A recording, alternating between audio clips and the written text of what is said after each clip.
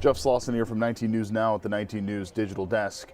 The annual passenger report or breakdown of how many passengers are going in and out of Cleveland Hopkins Airport was released today for 2023, and for another year, it's looking pretty good. Now, what do I mean by that? Well, essentially last year in 2022, talking in form of years as far as that goes, we had seen an increase in passengers to the airport for the first time since pre-pandemic, which is a really good thing, right? 2019 saw quite a few people coming in and out.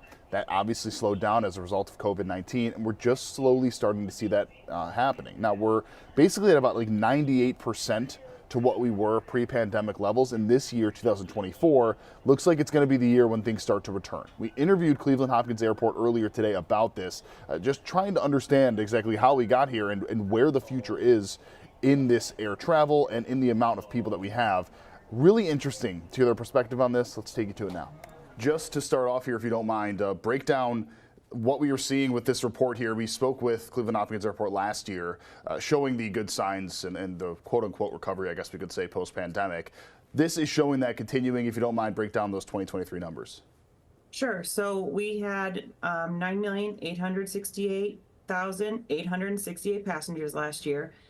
So that is 98.3% of what we saw in 2019, which was obviously the full year before we had the unfortunate pandemic hit, which obviously affected the industry as well as many other things at that time. So to be at 98% of what we were in 2019 is a huge recovery for us. And we are very excited about that. And we're excited about what 2024 will bring for the airport as well, where we look to surpass those 2019 numbers. Yeah, it almost feels like it's a certainty at this point that we will return to the 100%. Is there a certain thing in particular that we're pointing to that is allowed for this continued growth, or has it just been the general sense of people beginning to and continuing to feel more comfortable traveling again? It's the marketplace for sure. Clevelanders are definitely driving this. But it's the airlines recognizing the growth and the strength in the marketplace and adding the service to this market that is helping our Clevelanders get to the destinations that they'd like to go to. You mentioned adding services. We've covered it quite a bit here, different new routes starting. I know we've had now international flights going all the way into Europe starting here. How have things like that played an effect in getting people to Cleveland Hopkins Airport that potentially wouldn't have thought to use it as much as they are now? That sort of thing is huge. Anytime you can add a destination, obviously we have data that shows how many people are traveling to different areas on a daily basis. But once you start a service to that market, you also stimulate people. So just because that service is there doesn't necessarily mean that they'll go there. Let me start that again. So what happens is when they add a market, people will look at it and say, oh, look, now they're flying to Ireland. I never thought about going to Ireland, but now there's nonstop service there. So I'm going to go travel to Ireland. So aside from the people who were already flying there on average, now you have the people who see that the flight exists, and now they're planning their trips there or using that as a connection to other places in Europe. So whenever you add a market to any place that we go to from here, you're always going to see that stimulation. So that's huge for us to have any additional service at the airport. Yeah, it's almost like good word of mouth. I mean, you can tell people, hey, Cleveland Hopkins Airport has all of these flights. It flies to Europe. I've told my friends that I'm originally from Western New York and the Buffalo area. And when I tell my family that I could go direct to Europe, they're like, it's a lot bigger than I thought it was. It seems like that helps to almost, I wouldn't say a stigma, but let people know how big and how significant the airport actually is. Absolutely. We are an international airport. We do go to Canada. We go to places in the Caribbean. And now we have the transatlantic service as well. So that was a huge win for us. And then now looking forward, we have Montego Bay coming from Jamaica from Frontier this spring. So there's a lot of good news on the horizon. You have Frontier, who's going to be opening their crew base here. That's going to be huge for us because that's going to allow them to expand their services here as well. So that's another win that we're looking forward to in 2024. And hopefully more announcements from them in 2024. So there's a lot of good things to look forward to coming up for us to help us get back to that pre-COVID-19 pandemic levels that we're striving for. Yeah, I'm glad you mentioned that. That's a great natural transition to the last part of this here, which is talking about, yeah, those 2019 numbers.